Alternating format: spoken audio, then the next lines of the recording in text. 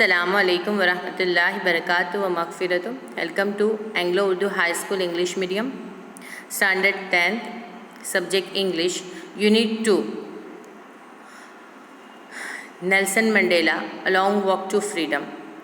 In this unit, today we will learn poem A Tiger in the Zoo. वैसे ये third poem है। First unit के अंदर we had seen the two poem, The Dust of Snow and The Fire and Ice. Okay, so now today you will come across this poem A Tiger in the Zoo. This poem contrasts a tiger in the zoo with the tiger in its natural habitat. यहाँ पर ये contrast है poem में, क्योंकि यहाँ पर दो type के हमको टाइगर बताए गए हैं। एक है जो जू में है, behind the bars, behind the in the cage, okay, and second one is in jungle, बराबर, नेचुरल हैबिटेट यानी कि जंगल। ऑब्वियसली हमको पता है टाइगर जंगल में रहते हैं। The poem moves from the zoo at the jungle to the jungle and back again to the zoo. यहाँ पर जंप है। यहाँ पर पहले स्टांजा में हमको बताया है कि जो टाइगर है उसका behaviour in the cage, and second paragraph में फिर से jump to the jungle. Okay, read the poem silently once and say which stanzas speak about the tiger in the zoo and which one speak about the tiger in the jungle. Okay, so पहले stanza देख लेते हैं।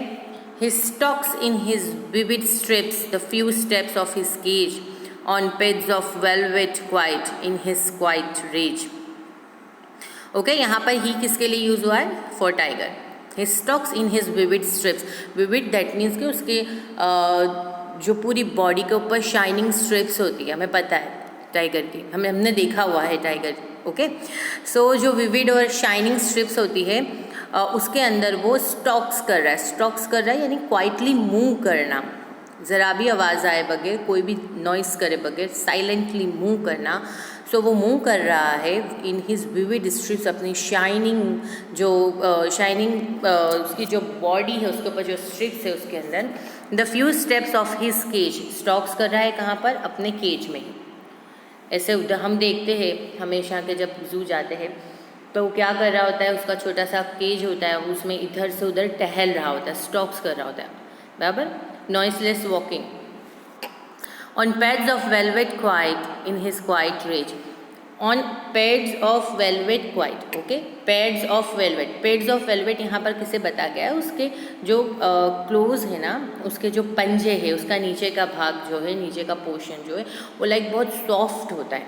इसीलिए जो tiger है जो अपना जब शिकार कर रहा होता है, हंटिंग कर रहा होता है, तब किसी भी तरीके की चलने के अंदर वो आवाज़ नहीं करता, होती ही नहीं है उससे, क्योंकि उसका जो नीचे का जो भाग है, पैर का जो पोर्शन है, वो बहुत सॉफ्ट पैड जैसा होता है, इसीलिए बहुत क्वाइटली वो चलता है, आवाज़ करे बगैर। Okay, in his quiet rage, rage यानी गुस्सा।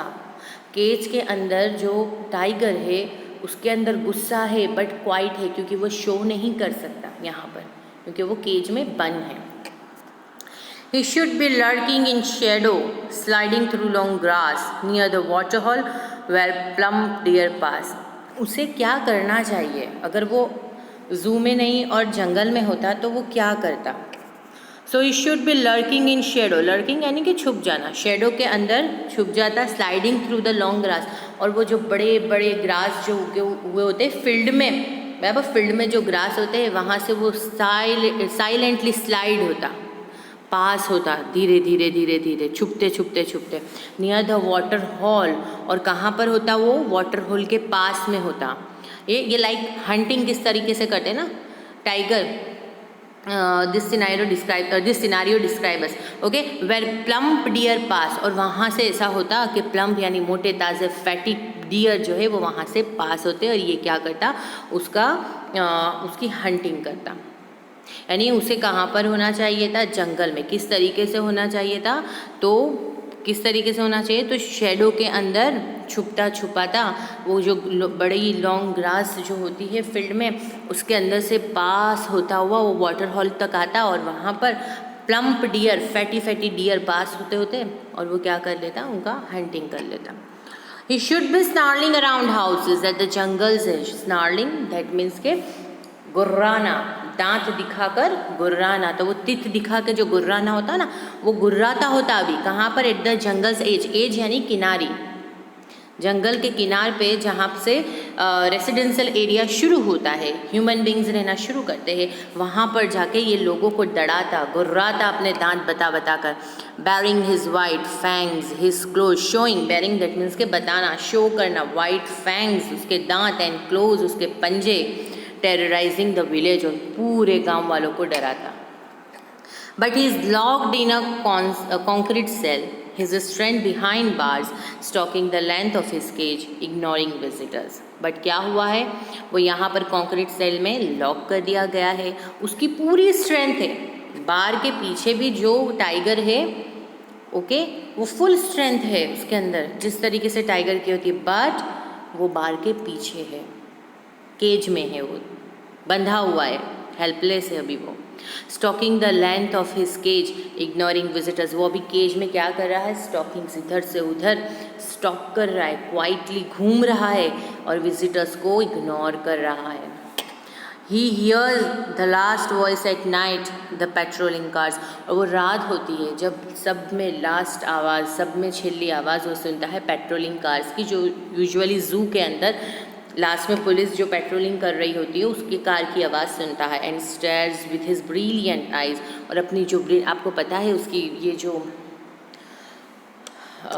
एनिमल्स होते हैं उनकी आंखें रात को बड़ी चमकती है, शाइनिंग करती है, तो वो स्टेयर्स करता है, यानी कि तकते रहना, ब्रिलियंट आइज से, अपनी चमकती हुई आँखों से, एट द ब्रिलियंट स्टार्स, जो आसमान में ब्रिलियंट स्टार्स दिख रहे हैं उसके पास, क्योंकि इसके सिवा कोई काम नहीं है, क्योंकि वो केज के अंदर हेल्पलेस है। सो यहाँ पर कॉन्ट्रास्ट बताया है कि अगर आप आपकी फुल स्ट्रेंथ के साथ हो बट द सिचुएशंस डिफरेंट है, तो आपका बिहेवियर भी डिफरेंट हो जाता है। Okay, let's see the rhyming scheme.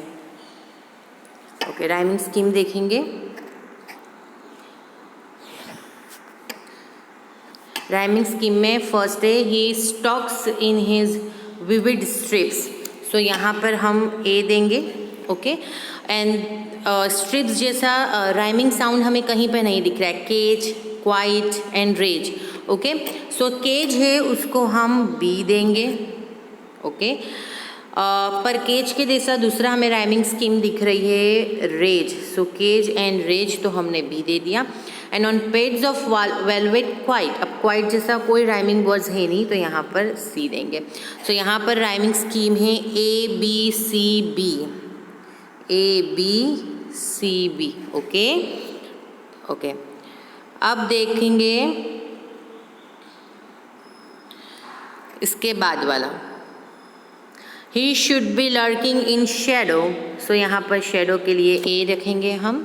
Repetition में कोई राइमिंग वर्ड्स में ग्रास, होल एंड पास सो नहीं है, सो फिर ग्रास को हम बी देंगे। ग्रास के जैसा कोई भी words rhyming, yes, pass and hole, so see. So यहाँ पर भी यही होगा, A B C B. Okay okay, अब हम पोएटिक डिवाइस देख लेंगे। पोएटिक डिवाइस में फर्स्ट हम देखेंगे कि यहाँ पर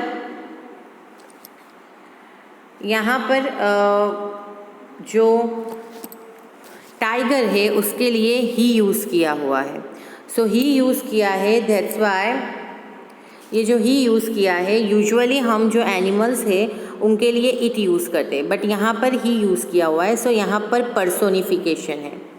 आफ्टर दैट यहाँ पर पहले स्टैंजा में on pads of velvet quite, velvet quite, pads of velvet quite, तो यहाँ पर ये पैड्स ऑफ वेलवेट, इससे हमें ये जो टाइगर है वो टाइगर का जो नीचे पैर का जो नीचे का पोर्शन है, क्लोज है, वो हमें बताया गया है। तो यहाँ पर क्या है, कंपैरिजन हुई है, तो इसे मेटाफर बोलेंगे। ओके, मेटाफर बोलेंगे। And second thing is that के स्ट्रिप्स पे हमें कोई भी पंक्चुएशन मार्क्स नहीं दिख रहा है फर्स्ट लाइन के एंड में। एंड देन केज, देखिए यहाँ पर पंक्चुएशन मार्क्स नहीं है, यहाँ पर है, तो ये एंजॉयमेंट है।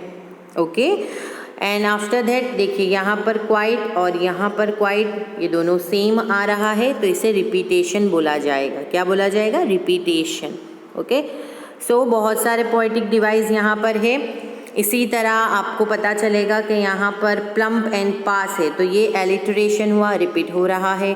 सब जितने भी स्टांजाज है, all the stanzas carry the enjoyment poetic device और alliteration and assonance consonance. Okay, assonance भी आपको पता है, कॉन्सोनेंस भी क्या है वो आपको पता है, ये आपको फाइंड आउट करना है।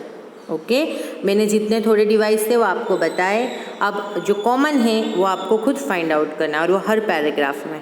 ओके, अल्लाह हाफिज़।